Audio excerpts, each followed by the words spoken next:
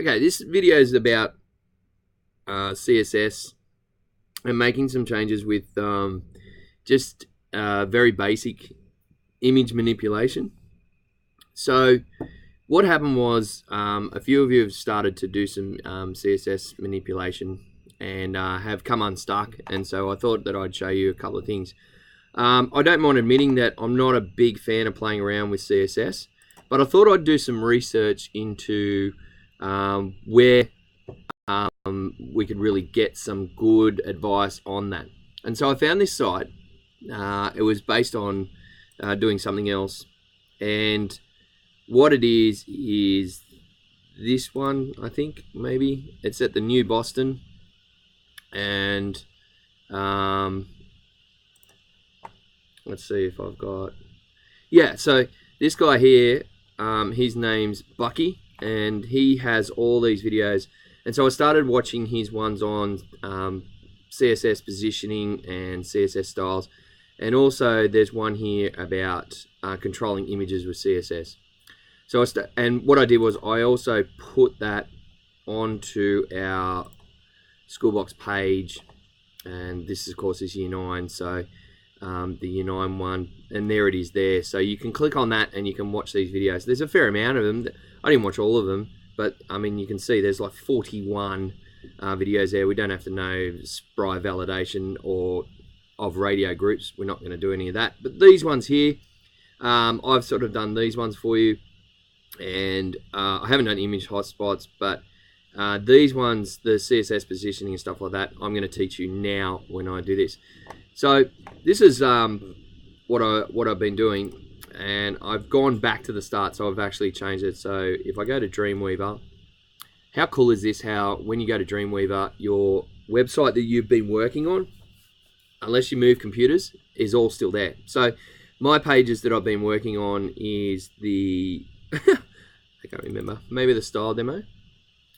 Yeah, here it is. Okay, so what I did, and I'll just show you what it looks like. I can't show you the original, but what I did was I've actually been playing around with it just to sort of get it how I want it. So what I'll do is I will delete this image. All right, so I'm just going to delete that one, and this is pretty much what the original did look like. So I'm going to show you that. It's basically got this, right, and it had a whole heap of information, but I just put this information in and I added these two images.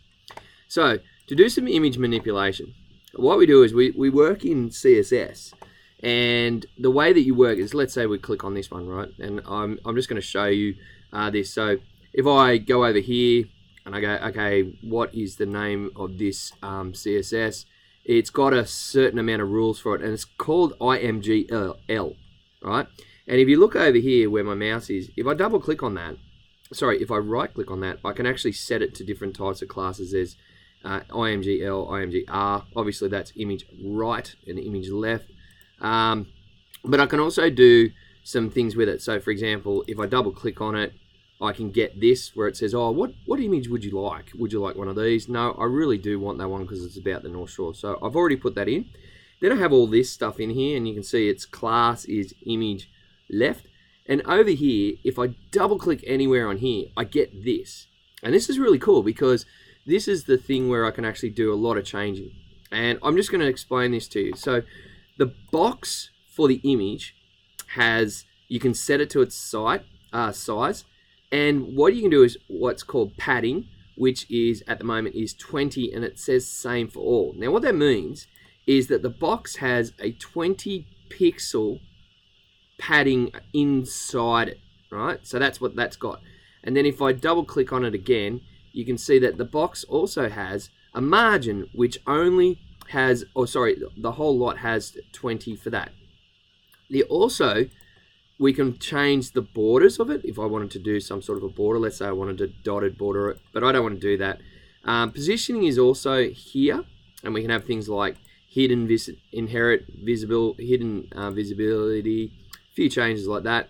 We can even choose the background, and I'll show you something cool. Sometimes you'll find that the background image is being put in there, and it's just one little, what would you call it, vertical line, and then they choose background repeat, and that vertical line actually repeats itself over the type.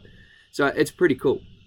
Now, the thing about this is that the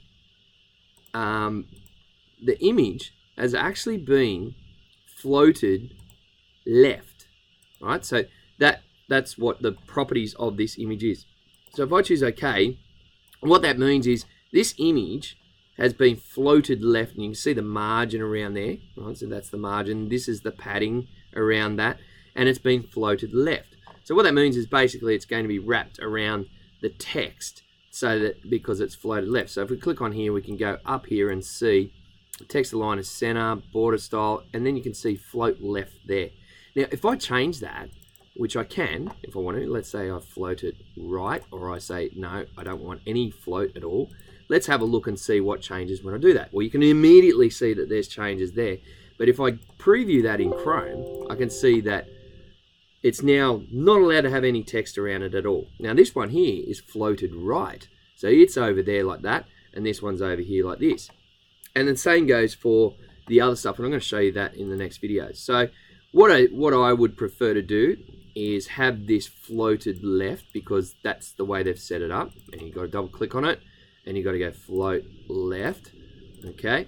And if I demonstrate that to you again with this image, so we'd say, all right, oops, I'm going to double click, but if I double click on this one, I can say, all right, I float left that one, and what do you reckon is going to happen? Well, of course, it's going to go over to the left, and it's going to look like that. Now, that looks like a bit of a dog's breakfast. Now, I don't like that, so what I'm going to do is I'm going to turn all these off, and I'm going to change that back by double clicking on this, and then I go box, and I go float right, I apply that, and if we look at that in our browser again, you can, no, you didn't do it. Oh, I must have done the wrong one. Oh, I'm a silly duff. So let's go back. Whoops, I did too. I did the wrong one. So we do that one, and we say, no, we want you to float right. And then we choose OK. So then that's our images there, and I've just shown you how to add those images in there. Now what I'm going to do next is I'm going to put a big image across here. I'm going to make a video and show you how to do that. It's pretty cool, and it will help you to understand float left, float right, margins and all that sort of stuff, and how to manipulate those images like that.